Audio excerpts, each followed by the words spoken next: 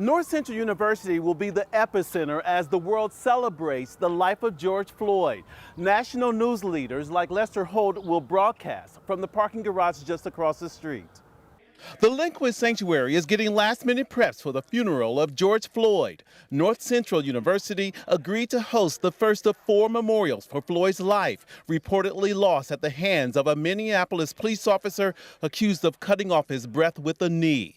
Although attendance inside may be limited, the funeral will broadcast worldwide, all with a backdrop of George Floyd's face, the names of others killed by police, and a caption for George himself that says, "I can breathe now." Hosting the funeral has renewed hope for the university's president. I think it has struck a nerve in a place I know as a white pastor and now president. It has struck a nerve among my colleagues, people, in a way that I've never seen before. And I think that there is a chance for a transformative moment personally and transformative moment for the nation. The second public viewing memorial is 11 a.m. Saturday, June 6th in North Carolina, followed by 2 more services June 8th and 9th in Houston, Texas.